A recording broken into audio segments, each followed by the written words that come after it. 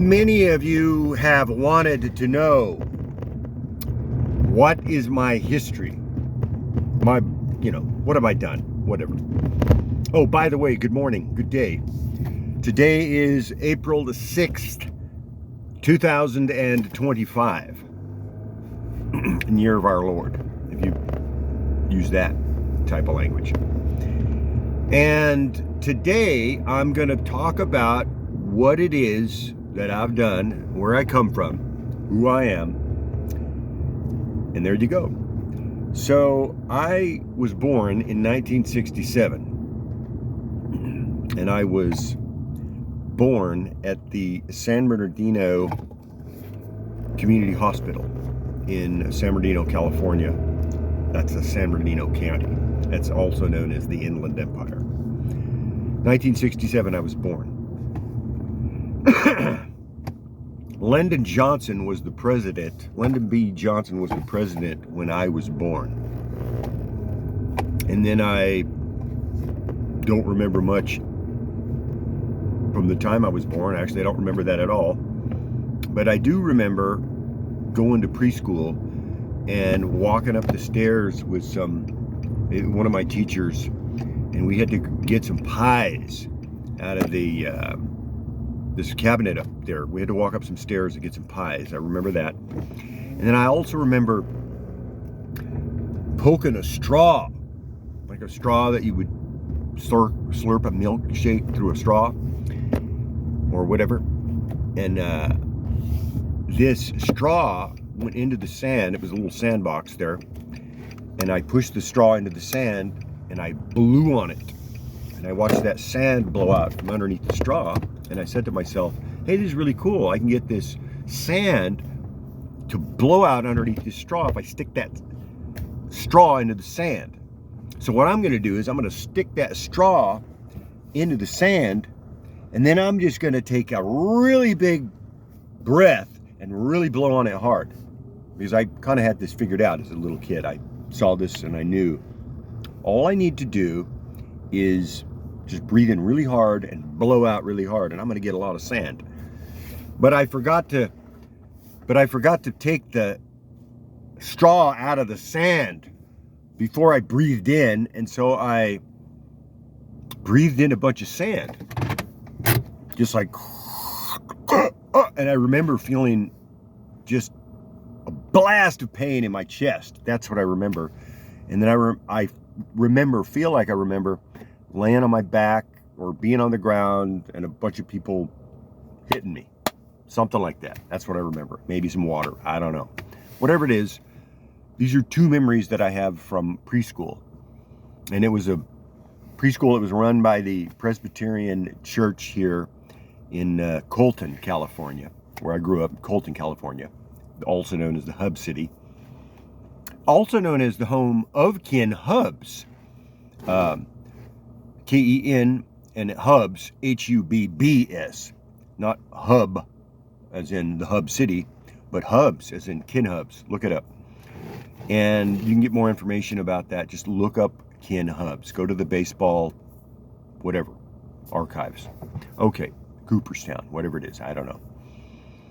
So, Ken Hubbs played for the Chicago Cubs in the early 60s. And then, so yeah, I went to school, preschool there, and then I had a favorite toy that I would play with on the playground. It was a barrel, like an oil barrel, and then it laid on its side, and it was up on some, and everything was made out of steel back in those days, so 1970s when I grew up, born in 67, so I went to kindergarten probably around 68, 69, 70, 71, 72, probably went in 72. So this would have meant that, well, who was president then? Richard Nixon. Okay, fine. There you go. I'm just trying to figure out my history here as well as my age and see what was going on in the world and what I was thinking, because as far as I knew, the only thing that was going on in the world was Davy Crockett, King of the Wild Frontier. I had this record. I got it for Christmas. And I knew Santa Claus brought it to me. I guarantee it. And I still know he brought it to me, I promise you. The age of 6, or 5. Pretty sure that's when I got that record. Probably got it at the age of 5, because I remember age of 5 or 6, I don't remember, but whatever it was, all I did was want to be Davy Crockett and play Davy Crockett. I had this record, Davy Crockett, King of the Wild Frontier, by Walt Disney, and Fess Parker as Davy Crockett. And it's one of the best records, stories, movies, whatever. I imagined it all. And I must have played that record from the time I was 5 years old until probably the time I was 10 years old, when I saw Star Wars in theaters in 1977. But I played that record, must have played it over and over, flipping from one side to the other, over and over and over, 3 or 4 times a day. Let's just say 2 times a day. From the age of 5, 6, 7, 8, 9, and 10, okay? And let's just say there's 300 days in the year.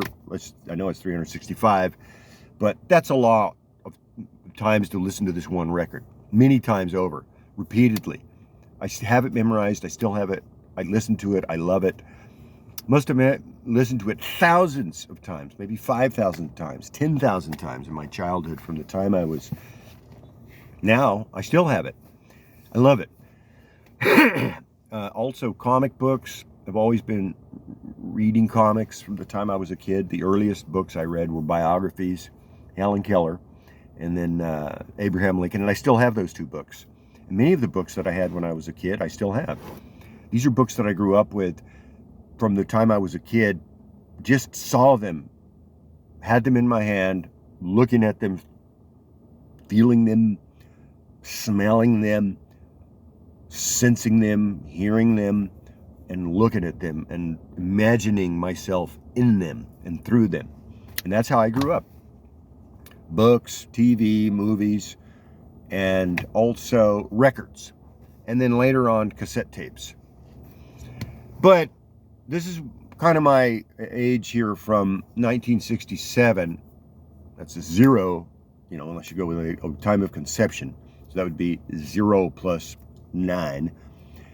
And then so I'm born 67. Lyndon Johnson is president. I'm up through, let's say, kindergarten at this point. Davy Crockett, King of the Wild Frontier. I have this record. I am in 6th grade, I would imagine now, at age 6, I was in the 1st grade. And my teacher was, let me think about this. Hold on just one second. Hang on just a minute. Mrs. Kunith, I think, possibly. I'm not sure, but I was in Mrs. Kunith's class, I think. And back in those days, all teachers were women, and they were all old. And they all looked like old grandma ladies when I was a kid.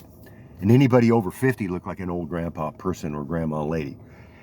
Well, now that I am what I am, I look at myself and I go like, well, I don't look like an old grandpa guy or grandma lady, but maybe I do. Maybe I only don't look that way to me. So, I grew up in school, Mrs. Kunith, and everybody had their hair up, in this tight kind of up thing, and everybody looked old, they acted old, but it was fun. And I don't mean that in a negative way. I just mean that when you were a kid back in the 1970s, everything just seemed, the adults and the kids, they were more separated in their emotions and their mentality. And now it feels like that a lot of this is where adults and kids are relating with each other so much that kids are not kids anymore so much as they used to be in the 1970s, and adults are not so much anymore as they used to be in the 1970s. There's a lot of different ways to look at that under the microscope, but just in the way that these look, that's what it looks like to me. There's a lot of nuance to that. I'm not trying to say anything or that thing, whatever. Now, I'm not saying we should hang the 10 Commandments up on any school walls, and I'm not saying that we should tear down any statues. I'm not saying that. What I'm saying is things are a lot different now than they were in the 1970s. And I say, many ways for the better, and many ways not for the better, for the worse. But you go up and down, good and bad, yes and no, circle and square or whatever, triangle, rectangle. So every now and then you're going to have some contradiction in there and some unpleasantness, some things that you don't prefer, I don't prefer, whatever. I really got off track there.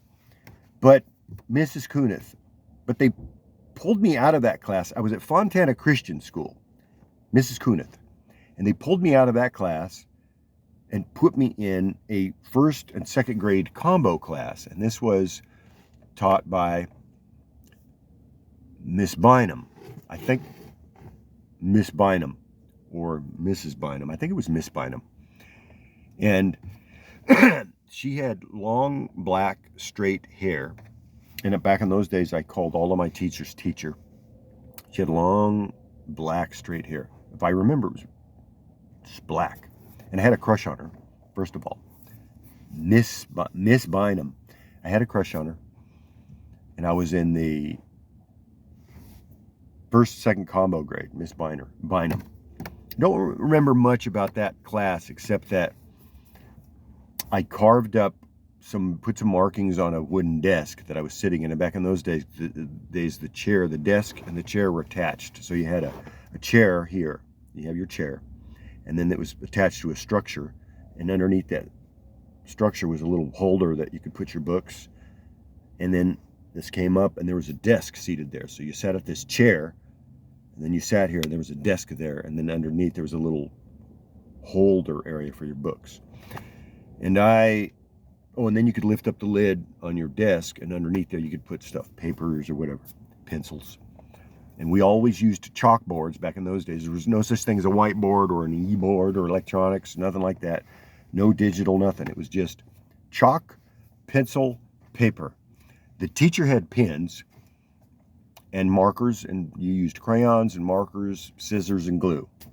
And then if you wanted to learn what was going on in the world, you read the newspaper, or you listened to the radio, or you watched the news with your parents, and it was boring. Unless they were talking about something that had to do with anything you wanted to do, which didn't happen until 1977. That's when it all changed. Everything changed in 1977. That's when Star Wars came out. But up till then, the news was basically boring and about only boring stuff. But once Star Wars came out, everything began to shift towards being about Star Wars and being about things that were related to Star Wars and things that came about as a result of Star Wars. And that's just the way it is.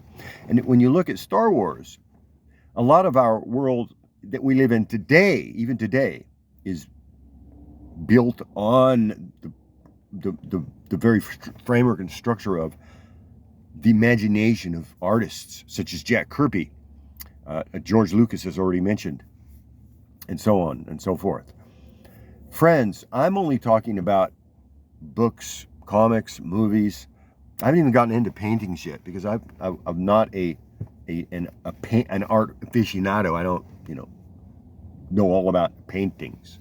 I just know that a lot of these books and movies have had a big influence on me. Books, including books that are both fictional and of historical nature and scientific, learning how things work. Magnets. I used to read books on how do magnets work and blah blah blah. Before the internet, you had to go down to a store or someplace and find a book, or the library, on a subject. But if you had a book and you owned it and it was yours, well, then you could use it anytime you wanted. And I would read those books over and over and over again.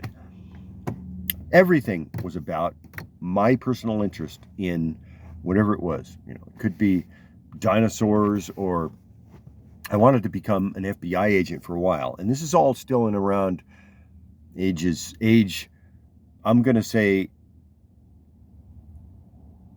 now, here's where it's going to switch, because while I was in Miss Bynum's class, one time I do remember I was carving some markings on this desk where I was sitting, and I just was doodling on this desk, something I had there, I don't remember what it was, carving on it. And Miss Bynum said to me, "Hey, I got in trouble for that." And she said, "Now, look at what's going to happen here." I think I had to stand for recess or something, clean the chalkboards. And she said, Now look at this, Mr. Spinks. And Mr. Spinks was the janitor and a bus driver, and he did all kinds of stuff, man. He was a facility guy around there. He just managed the whole property. She said, now Mr. Spinks, oh, and Mrs. Spinks, his wife, did some other stuff there too. She was a bus driver also, and she might have been one of the teachers. I grew up there, Fontana Christian School, all the way from kindergarten through 5th grade. Kindergarten through 5th grade, except for 3rd grade when my family moved us out of state. My parents went to a Bible college to become Christian ministers. So we went out of state then, and I attended Cooper Elementary School in Tulsa, Oklahoma. And then we came back, and I enrolled at Fontana Christian School, where I then attended 4th grade and 5th grade with Mrs. Hang on a minute.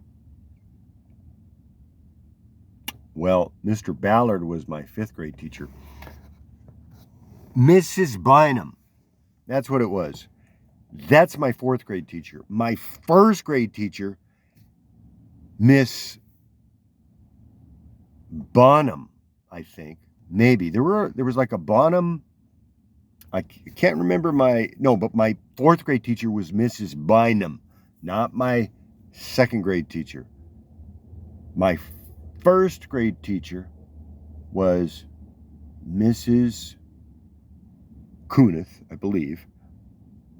And then my first combo grade teacher was, in which I was in the 1st grade, in this 1st and 2nd combo grade, was, I think, you know what, I can't remember her name. I have to look it up in one of my yearbooks I have. But the librarian now was named Miss Bonham, and she was also a pianist, and she'd do magic tricks, with her flowers, and pull the rabbit out of the hat and tell Bible stories and teach us about the Bible and Jesus Christ. And then I do not remember the name of the first principal, but I also do not remember the name of the second principal. It'll come to me. I'm trying to remember all this stuff. This is a long time ago. I remember I was born in 1967. This is being published in 2025. Do the math. I'm trying to remember it in one sitting here, as telling it through at one time, up through 5th grade. So I'm born 1967. Lyndon Johnson's the president. Preschool. This run by this Presbyterian church in Colton. I grew up in Colton, California. I shopped at Stater Brothers. I shopped at Country Boy Market. This is where my family went shopping for groceries, for everything. This is where I bought and looked at and grew up learning about books, magazines, newspaper racks, copy machines. You go in there, you put your dime in the copy machine, and wow, you get copies. First time I ever saw one of these copy machines that you can go down to FedEx, Kinko's, or whatever, and make your own copies.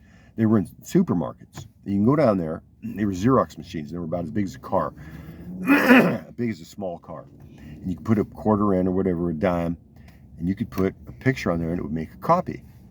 I never saw any of this stuff before, and I had a Mad magazine, and I was probably about maybe it was about 10 or 11, and I had this Mad magazine, and I said, hey, look at this, I can make a copy of this right here in this store where I had gone, I think, to get a candy bar and a Coke, soda pop.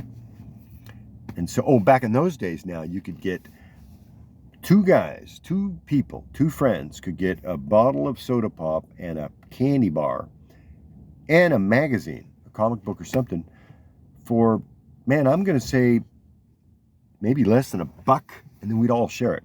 2 people could share that. Maybe if you threw in the magazine, it might be $2. I don't know. But when I was a kid, you could get a lot of snacks, food. Sometimes we'd go down here to what we called, and what we still call, the liquor store, because back in those days, they had these stores that were designated as stores where you could buy liquor. And now you can buy liquor everywhere. But, back in those days, they said, well, this is where you can buy liquor. And there were certain places, certain stores. So we go down up to the liquor store, but they'd also sell other stuff like pickles and boiled eggs and candy and Coca-Cola. And so we'd buy the Coke and, pop the top, and we'd walk it back what we would do though is on the way we'd pick up all the bottles and then we'd take them back, turn them in for cash. All the Tab and Fresca bottles and whatever they were, glass bottles, you take them back to the liquor store or the grocery store and they would give you money for each bottle. And then you could use that and you could buy whatever you wanted. And we would usually end up with one bottle of soda pop, piece of candy, and maybe a comic book for 2 people. And we'd walk all the way home drinking that soda pop, sharing it, and then sharing that candy, whatever it was, or a pickle, a giant pickle. And then we'd go get home and we'd read that comic book, and then we'd go outside and we'd play whatever we read in the comic. It was just, that's how we lived. It was a lot of fun. Did a lot of walking, did a lot of talking, did a lot of paying attention to things around us, noticing things, pointing things out to people that seemed unusual to us, because we grew up in a very a world that had not changed a whole lot for at least 50 years that I knew of. It wasn't like people that were born in 1943. They pretty much saw that world that I saw. But anybody that was born in 1933 or 1903, it's a completely different world than the world I grew up in, and now it's a different world that I'm living in and that you're looking at me in than the one I grew up in. It's just a different world. But what I'm saying is, not to get off track too much, but this is what I grew up with. It's some people would call it very simple times. Some people want to make it about those times always again. I long for those times again many times. I have nostalgia. I don't long for those times, but I miss them, should I say. I miss those times. I don't long for them. I don't yearn for them. But I truly do miss those times. They were a lot of fun, and I miss the simpler times. And I miss the times that I had to spend with people that I wanted to hang out with in person and face to face. We'd walk the store together. These were kids I grew up with. And then we'd walk from the store maybe 10, 20 minutes back to our house. This is when we were kids. Then later, when we grew up, we could ride our bicycles. We'd ride our bikes from our house to the mall or whatever. But as a young child, from about the age of, on training wheels on my first bicycle, about the age of 5 or 6 to 10, this is the framework I'm talking about, till about 1977. And in 1977, I saw Star Wars. So, 67, 68, 69, 70, 71, 72. Okay, I'm in kindergarten in 72. Pretty sure. Might have been 73, but I'm pretty sure it's 72. And then in 73, I'm in Mrs.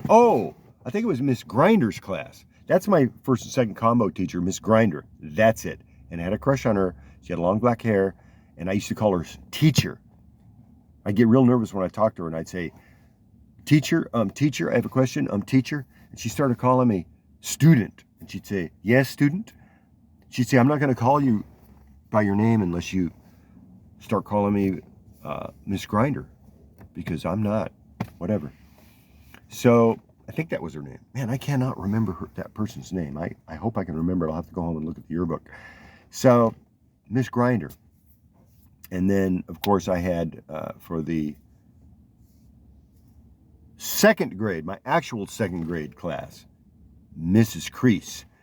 I can tell you, I didn't like Mrs. Crease, and I still don't look back with fondness on my memories of Mrs. Crease. And I'm not going to say that Mrs. Crease didn't like me, but I'm going to tell you that I don't remember that my time with Mrs. Crease was all that wonderfully beautiful. For instance, one time I do remember getting hit really hard with a paddle while I was standing in line, and Mrs. Crease just hit me really hard. Well, I guess it was hard to me. It felt like I hit really hard. When you're a kid and somebody that didn't tell you that they were, just walks up back of you and slaps you on the back of your legs or your rear end with a paddle. Well, that's where I grew up. That's how I grew up. At Fontana Christian, they could whack you and hit you with a paddle at any time. They didn't have to tell you. They didn't have to warn you.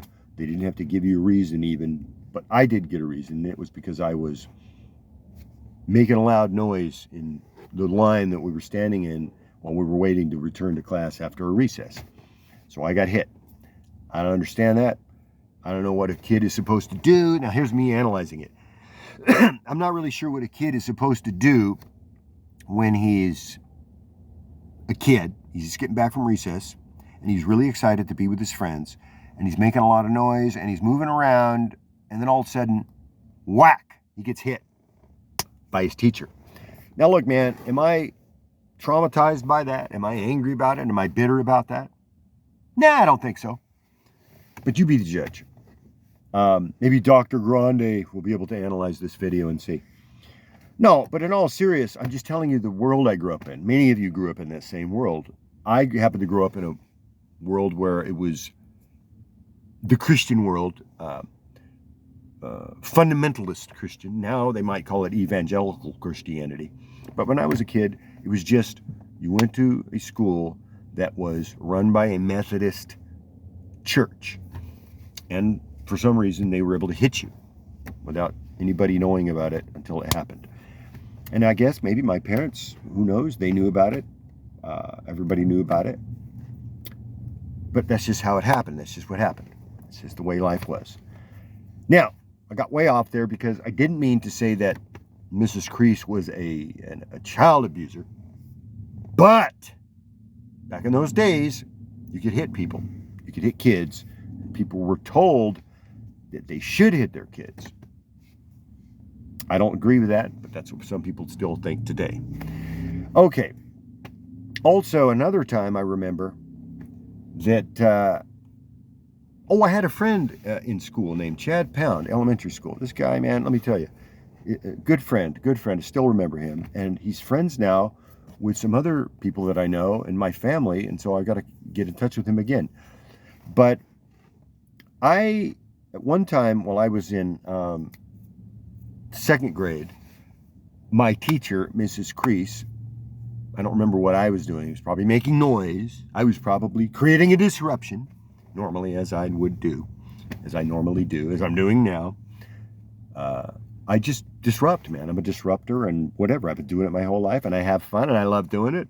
I don't like sitting still, as you can see. I'm not really good at sitting still, but I can do it. Okay, so I was doing something, whatever it was I was doing, and then Mrs. Crease said to the class, see, I can tell this story because she's gone. She's probably dead. Rest in peace. And that is, something was going on, blah, blah, blah, and then she said, well, now everybody is going to go out to recess X number of minutes late because of me. She pointed me out and said my name. And I said, huh? You know, it was like, oh, there I am again, trouble, making problems, whatever. This is the lesson I've learned my entire life. You're a problem, you're a troublemaker, you're annoying, you create problems, you create chaos, you're annoying, nobody wants you around.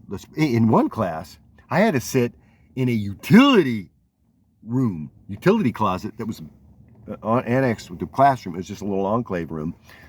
This is one of my favorite classes because I couldn't sit still.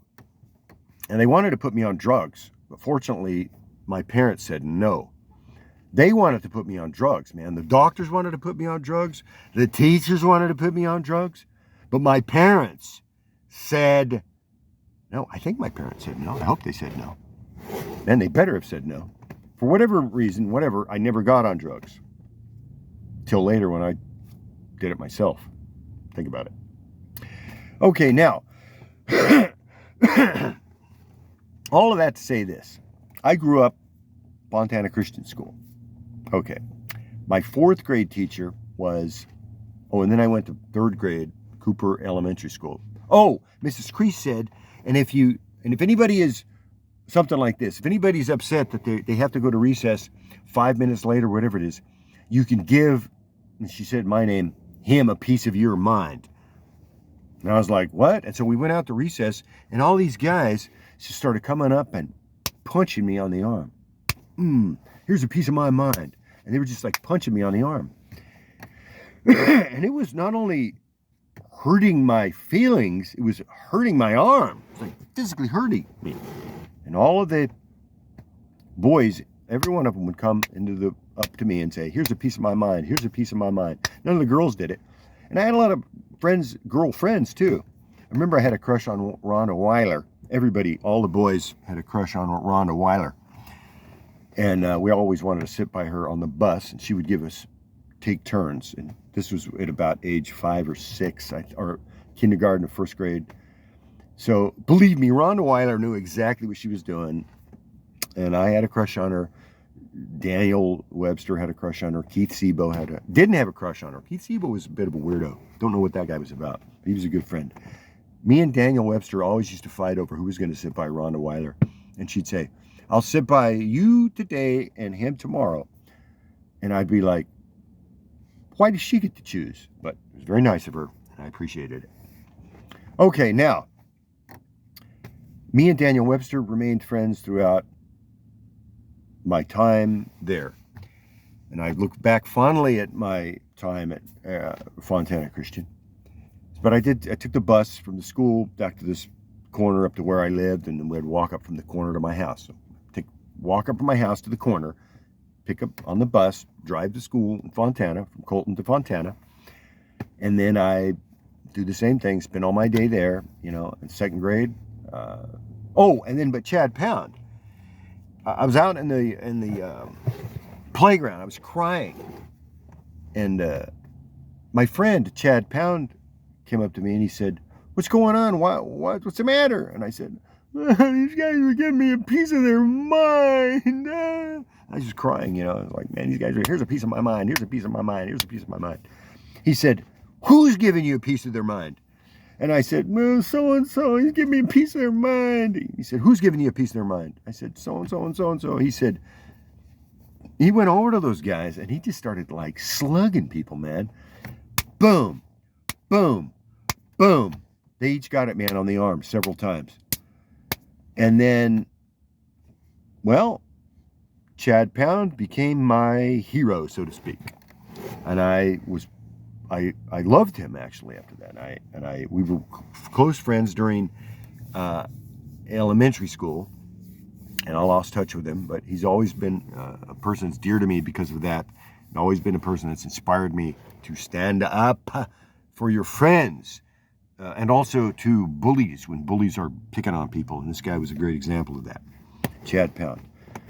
So, third grade, Cooper Elementary, Tulsa, Oklahoma.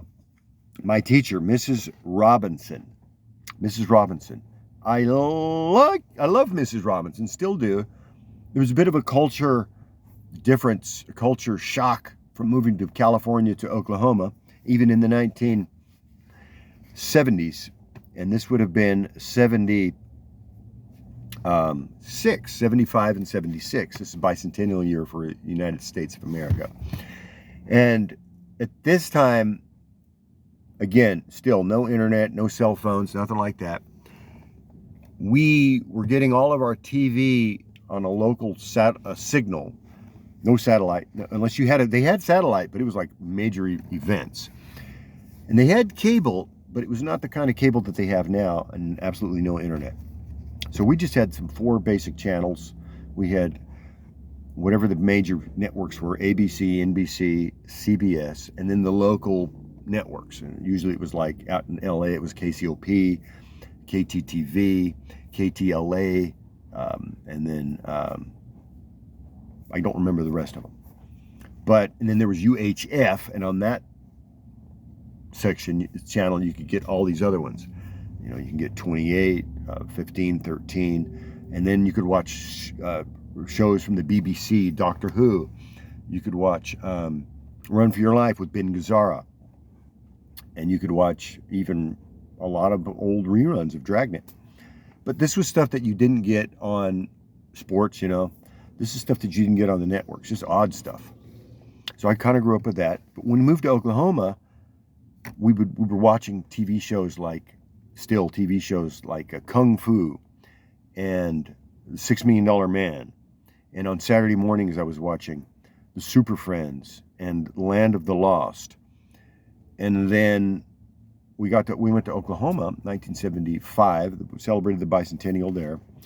Oh, so then there was Gerald Ford was the president from 4 to 75, I think, and then 76, and then Jimmy Carter was the president from 76 to 1980.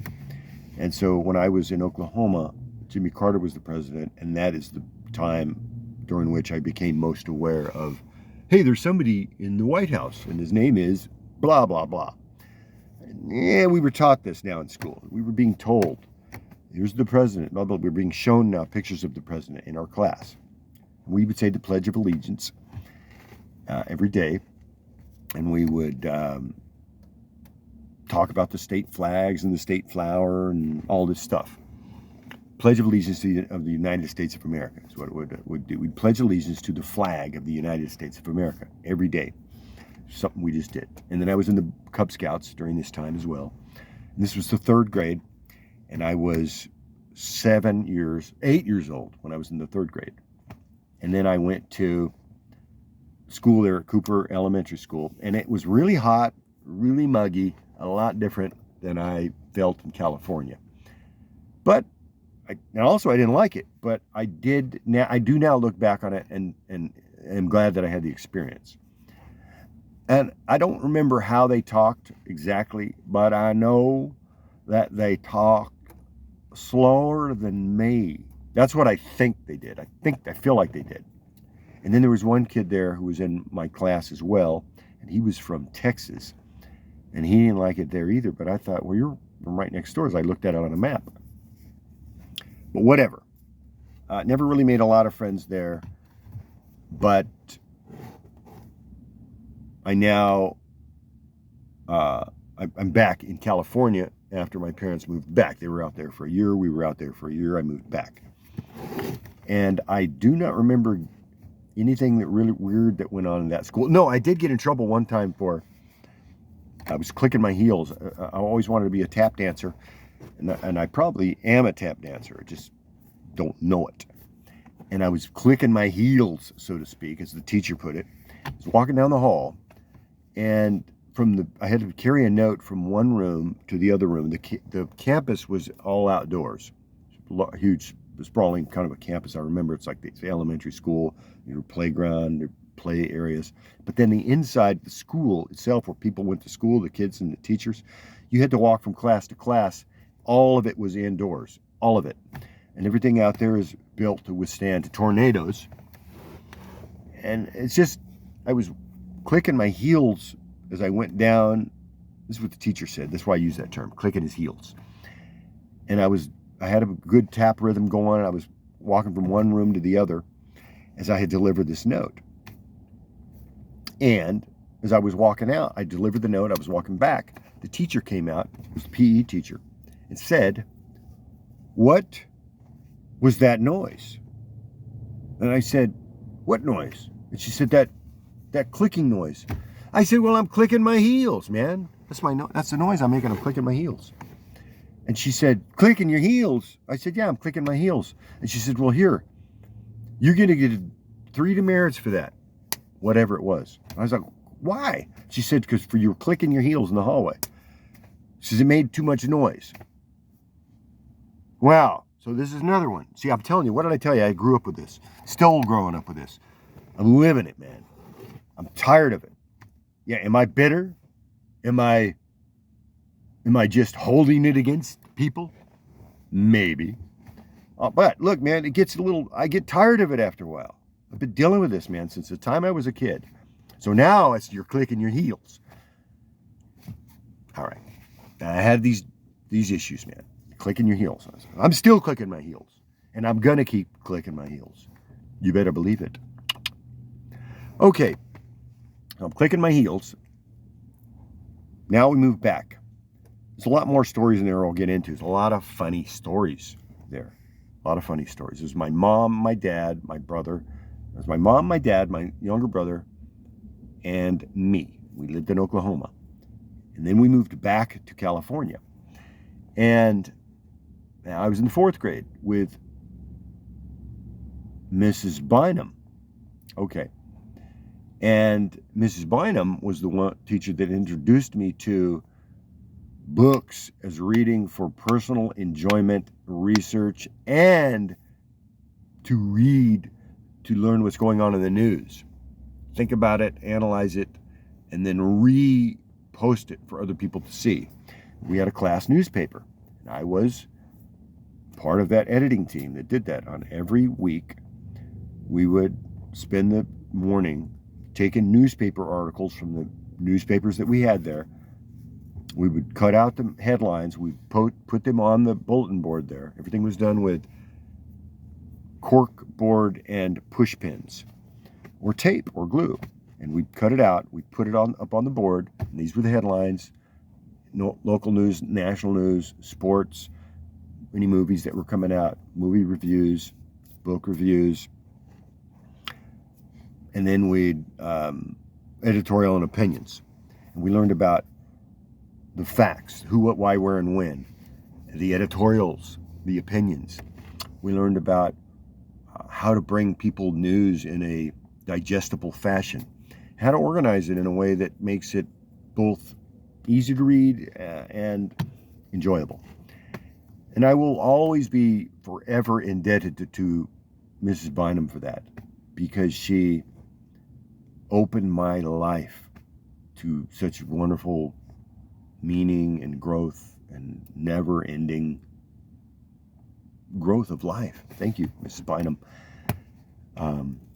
Now, but to say all that was, she was the one that had the great idea to move my desk into this utility annex. Now, it wasn't like I was in a closet where the doors were shut. It was actually a library in there. And then also there was a little sink in there where we had our painting supplies. But I would not be still. Maybe I couldn't, maybe I wouldn't. She never seemed angry with me, though. She laughed. She always laughed. She always laughed. And she always laughed at all the jokes I told. I remember her saying my name, and every time she would say it, she would laugh. And then she would say, well, so-and-so, and thanks to no, and she would laugh, and she would just make me feel good. And I will always be grateful to Mrs. Bynum for that. Because you don't know what it means. When you take a child that they don't fit in anywhere because they're different. And here comes along a teacher that sees that and says, you know what? I love that about you. Let's do some more of that. But we're going to have to move your desk into this little annex area where we keep the paint supplies. But guess what? Guess what else is in there? The bookcase. And because of that, all I did was read these jokes. I did all my work. I read these books. Some of them were joke books. And I grew up learning to read and loving to read these books. And it's all because, maybe it's because, I don't know, maybe I was too wild, but reading is a gift that Mrs. Bynum gave me that I will always be grateful for. Thank you. Thank you for that, Mrs. Bynum. Now, I didn't mean to get off this far, but that's a big deal. And again, I want to say, because when we get to the 5th grade, it's a little different. Not in any way bad, it's just different. I had a different teacher, Mr. Ballard. It's the first time I had a man teacher. And male, so to speak, a man. And I liked Mr. Ballard, but he was not definitely You know what I liked about Mr. Ballard was that first of all, he was an interesting looking person. He had a beard. I'd never known anybody personally that had a beard like Mr. Ballard's. It was beard that looked kind of like an Amish cut, as I would normally picture the Amish cut trim their beards, only from the movies I've seen. But go back. Mrs. Bynum also introduced me to, and some of the assignments we had to do were of essays and writing about and doing book reports. I remember that. I remember I had to do a book report, and what we did was we would read stories and we would come up to alternative endings and alternate endings to the stories. We'd write stories and then not finish them, or we would read stories that weren't finished and then finish them. It's just, I don't know what it was about Mrs. Bynum, but whatever it was, I clicked with her, man. I loved her. I've always loved her. I still love her. If I ever see her again somewhere, I will say thank you.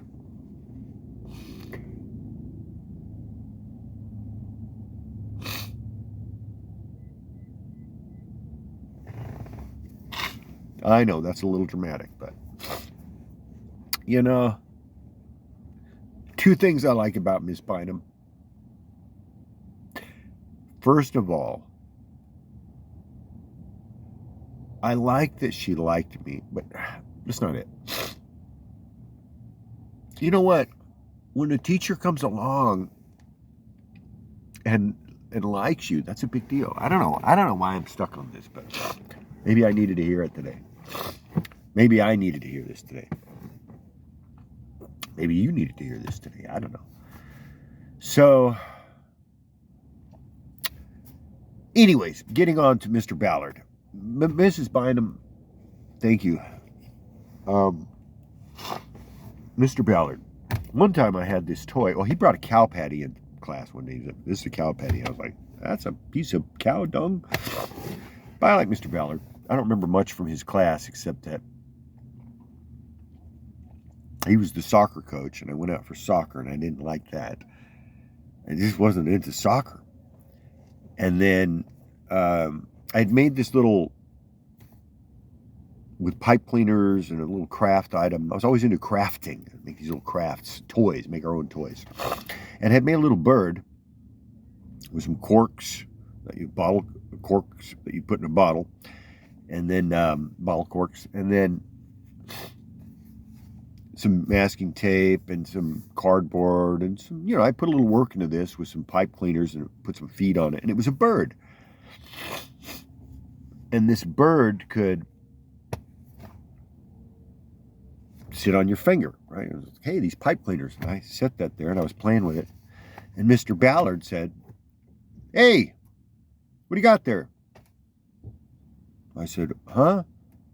He calls me up from my desk. I had this bird sitting on my desk. It wasn't doing anything. It was just sitting on my desk. And he said, "What do you got? What is that?" And I said, "Well, it's my bird."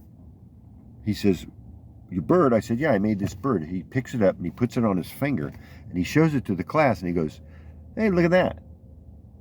Hey, isn't that nice? It fits on your finger." And everybody said, "Yeah, that's really nice." And he goes, "Well, now it's going to my desk." And he put it in his desk. Now, back in those days, a teacher could take something that belonged to you and put it in their desk, and it would stay there until the end of the year. That's when everybody got back the stuff that the teacher took. That's just the way it went. But every now and then, when you'd go look in there, and the teacher would pull open that drawer to put your stuff in there, you'd see all the other stuff that has been going in there. And you'd think, man, look at all those toys. Imagine when we're going to get all these little knickknacks or whatever. And that's what it was, these little knickknacks. And a lot of them were just cool little toys that we'd all made, and the teachers, for some reason, thought it was okay to put them in their drawer and never give them back. Sometimes we never got them back. We just forgot about them. But we made stuff, craft items. Back in those days, you had Thanksgiving, and it was the Pilgrims and the Indians. That's how we said it back in those days. Of course, that's not how we talk about it today, because that's not how it is. We speak about people as if they want to be spoken about, as if they want to be referred to. Now, I don't know all of it. I don't know all the language I'm supposed to be using, but we don't say this anymore in the schools where our children go, at least not the ones I sent my kids to. Thanksgiving is celebrating the Pilgrims and the Indians. That's not what they say. But when I was a kid, that's what we did. And some of us would dress up as we called it, the Indians, on Plymouth Rock there. And then as the Indians met the Pilgrims, right? And they all ate turkey and hamburgers, or whatever it was they ate. And we made candle holders and candles, I think. Something that was trying to do something to recreate something that they would have made back in the old days, back in the days when the Pilgrims met with the Indians, so to speak. And they weren't Indians. I just want to make this very clear. The Pilgrims weren't sitting down having dinner with the Indians, because there were no Indians there. The Pilgrims were there with people that were living there, and many of them were from various nations that were living on this continent that we call America. And that's what it is. And I'm not going to get into all the details of all those nations. What I'm going to tell you is, when we were kids, it was the Pilgrims and the Indians. But that's not what it was, because there's no such thing as Indians out there. Okay, like that, as I called them when I was a kid. Now, people may still refer to them as this or that. That's not the point. The point is, when I was a kid, when I was in elementary school, when we celebrated Thanksgiving, we made a headband, and then we put feathers on this thing. And then the other class on the other side of the wall, it was an adjoining door, and this is when I was in Mr. Ballard's class, they made pilgrim hats, these little pilgrim hats. And then we all went in from room to room, and we traded these gifts that we made for each other. And I think one class had made a basket or candles or something, and we made baskets or candle holders or something. I don't remember what it was, but it was all supposed to be very much in the style of the time that the Pilgrims would have been making these things. It's like, well, made out of clay or wax. I don't know. Whatever it was supposed to be really fun. And we did it. It was a lot of fun. But this is how we lived back in the days of before the internet. We'd dress up like what we were told were Indians, based on what we saw in the movies. And then we would dress up as pilgrims, and then we would try to reenact this in some way, whatever. So leaving Mr. Ballard's class. Now I'm in a different world, because it's now moving into a more, it's a different kind of school. This would have been the ACE school, Accelerated Christian Education. And I got to say, when I went from all of that other stuff, and you know what I went through. Oh, by the way, I want to say this. I want to mention one more thing about Mrs. Bynum. I never remember one bad thing that happened about Mrs. Bynum or Mrs. Bynum's class. I love Mrs. Bynum. I love Mrs. Bynum. Of course, remember now, I did have a crush on Miss Grinder. But, oh, yes. And the principal's name was Roland Grider. That's what the principal's name was, Roland Grider. And then the second principal that was there when I was there, the principal that replaced Roland Grider was Whalen, Mr. Whalen. And he had a big paddle. He never get hit with it, but he had a paddle. And I'm going to tell you, they could hit you there at that school. But later when I went to, I never remember getting hit, except at the preschool when they had to hit me with the sand in my chest or something like that. And then I remember going to Fontana Christian. I told you I did get hit there. Mrs. Crease hit me. And then I do remember, going to the nurse's office. When I went to Fontana Christian, you could go to the nurse's office. So I had to tell the teacher I got a stomach ache. Hey, I got a tummy ache. I'll go to the nurse's office. And I loved the way it smelled.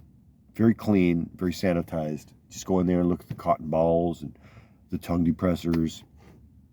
I loved going to the nurse's office. I loved everything about the 1970s.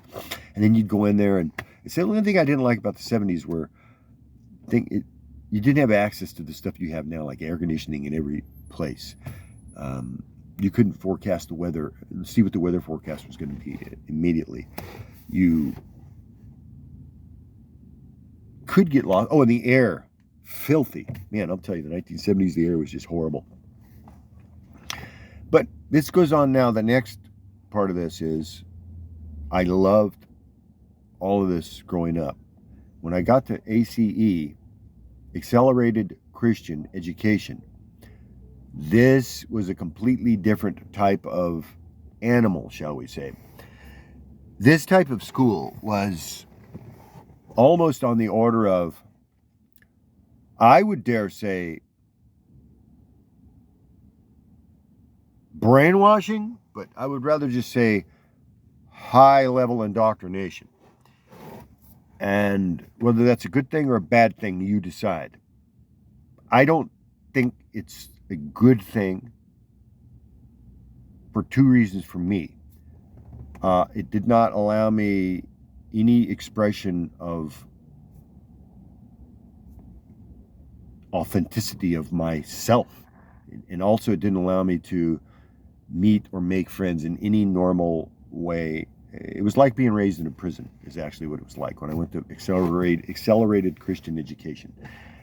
Now, some people might not see it that way. They might just see it as a very disciplined way to provide education for people. Like you want to educate, you want your kids to learn how to read and write and whatever, do math, arithmetic in a pod. That's fine. But everything is learned through the standpoint and based on and through the lens of, and it's all based on the Bible. And it's the way you're seated, it's the how they operate it, it's the fixation on, the focus on flags and borders and countries and patriotism, this kind of a thing. It's not very Christian. It is accelerated. Now, it's Christian from one point of view, but from another point of view, it's not Christian. Unless you want to say as it's accelerated Christian education in that you can move as quickly as you can.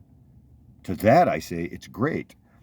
I think that accelerated Christian education with the PACE program is, for some people, I think for me, it would have been really good had I had more tolerance for, invitation to, and platforming to allow social expression that was normal. Instead of everything being taught and told and filtered through the, quote, Bible, end quote. As if the Bible explained everything. No. You explain the Bible. You explain everything based on what the Bible says. So it's all up to interpretation, so on and so forth. So well, I'll take that up on the next one. Today, I just wanted to get through when I was born, what kind of schools I went to, who was the president, kind of what I remember about what was going on at the time. And not much has changed here in Colton since I've been alive and around and all over. Some buildings have come down, some buildings have gone up. I've visited a lot of churches. I've been part of a lot of churches. First church I remember attending when I was a young child, I would say about the age of 6, was the Colton First Assembly of God. Colton First Assembly of God. This was founded by, it was built by William Jack Colbert. And his daughter, Susie Starr, was my Sunday school teacher, and she was one of the people that was instrumental in bringing me to Jesus Christ, inviting me to Jesus Christ, telling me about Jesus Christ. And then, of course, my Sunday school teacher, my other Sunday school teacher, Lorraine Wassink, and she would always invite us to come to Jesus Christ, which I did at the end of every meeting. I came to Jesus Christ. I always answered the altar call at the end of every single Sunday school meeting. I'd say, I'm coming to Jesus again. And I meant it. And I still mean it. And then I just grew up in this. I watched movies, the films that would come to the church, and we'd watch them there in the sanctuary on the projector. And then Sunday school, and I learned with the puppets and the flannel boards and all of this stuff with the singing of the hymns, and I loved it, and I still do love it. And I love that version of Jesus, if you will. And then my parents went to this other location in Oklahoma, and they went to a Bible school, a training school for ministers. It was a different style of Christianity than the one I was initially introduced to. Christianity through this style, this pastor, these people, and then now I have this one. And when I came back, we started to attend, as my parents would start taking us from different churches, from church to church. And then this began the process of going from school to school, because as my parents would move from church to church, either their loyalty or alignment would change from church to church or teaching to teaching. And then so we'd go from this school to that school, to run by that church to this church. It is very disjointed, but all the time it was accelerated Christian education. And I will describe this in detail on my next broadcast. But for today's broadcast, just let me put it to you this way. To learn an accelerated education, you sit in a box. Essentially, you have a desk, and then you have two walls that come out here. It's kind of like you have your own little office divider space. They come out so that you can't see your neighbor sitting next to you, and they can't see you. And when you have a question or you need something checked or signed, you put up a flag, an American flag, in your little cubicle there. And then a teacher comes over, and they have a red pen, a blue pen, and a red pen. And they will do various things like check and mark and correct and give you grades and whatever. But each one of these represents a different signatory, what they're doing with that color. And then they go out for whatever it is they call recess or whatever it is they do. You wear, usually in most of these schools, the boys, the men, have a certain kind of haircut. Sometimes no beards, no mustaches. I don't know. It depends on the policy there in the state, wherever. And then the ties for the boys and dresses for the girls. Oh, this brings me back to the 1970s now. When I was a kid, most of the girls wore dresses. A lot of girls wore pants. I'm talking about little girls that I went to school with when I was a little boy. Right? I was a little boy. These were little girls. Then when I got older, girls started more wearing pants, more and more pants. Fewer, you'd see girls in dresses. So that by the time I got to high school, I was a boy, a teenager. All these girls, most of them were wearing jeans. But when I was in elementary school, everybody was wearing dresses. The girls wore dresses, the boys wore regular jeans, right? And by the time you get to high school, it was all the same.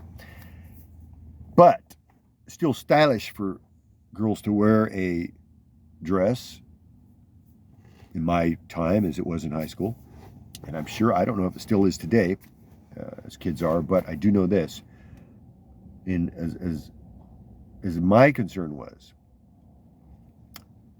when I would see somebody that would be, let's say, dressed as a person that should not be a woman or a man, I was taught, well, then that person, they're a transvestite. Let's say as a man dressed up as a woman wearing a dress. So a man wears a dress. That person is a transvestite.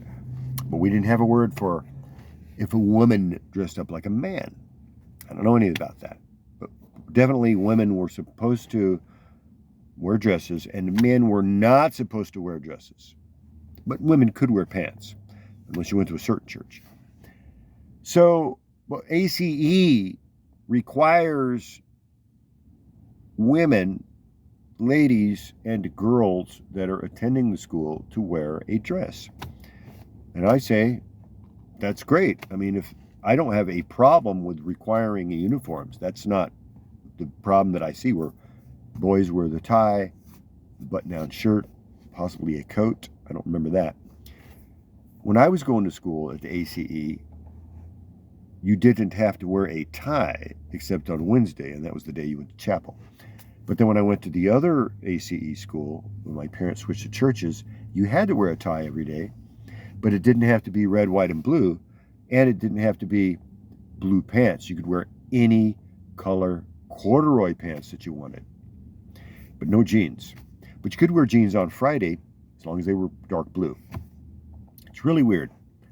Not weird. No, let me take that back. It's not really weird. It's weird if you're not used to doing something like that. It's weird. But ACE, it's another deal. I have said it out loud, and I'll say it again now. It reminds me of, it's just flat out a way to indoctrinate people. And it's not a good system for a one-size-fits-all education system. I feel like this kind of a system would work better if you're dealing with either criminals or extremely dangerous people. This is not how to build good citizens, build good people. That's not my way of doing it. That's not what I think. And you can learn in a pod, and you can learn at your own pace. That's great. I don't have a problem with that. But to have this time when kids need it to interact, socially grow, and connect with each other, well, then that's what school is for, as we've tried to make it for all people. But it's not for all people. It's not going to be a one-size-fits-all, neither ACE, nor public school education, nor private school of any kind, parochial or not, Christian or not. And that's got nothing to do with going to heaven, if you want to look at it that way. It has to do with your experience growing up. My experience was born in 67. In 1977 now, I saw Star Wars. This changed everything. When 1977 now, I was 10 years old. Okay, now, in 1977, we went through when we were living in Oklahoma, that was 76, 77. When I came back home in 77, we saw Star Wars. Now, I was moving into now the 4th grade. Next, 5th grade, when I finally got into the 6th grade, I think we're looking at Empire Strikes Back. But how this played out, ACE, world events, my coming of age, I will tell you that in the next episode. For now, that's all the time I have. That's it. We're going to catch this up on another episode. But just suffice for now to say that so far so good. I'm still here. I'm having a good time. Life is beautiful. It can be beautiful. You play the hand you're dealt. You don't always get what you want, but you can make anything that you want of what you have if you have the right help. So watch for help, friends. Look out. It could be anywhere. I'm helping you. Okay, that's it. That's all the time I have for today. I'll leave you with these words, friends, spoken by the wise and a powerful Jedi, Qui-Gon Jinn, as he spoke these words to Anakin Skywalker in Star Wars Episode 1, The Phantom Menace. Remember, your focus determines your reality. And may the Force be with us.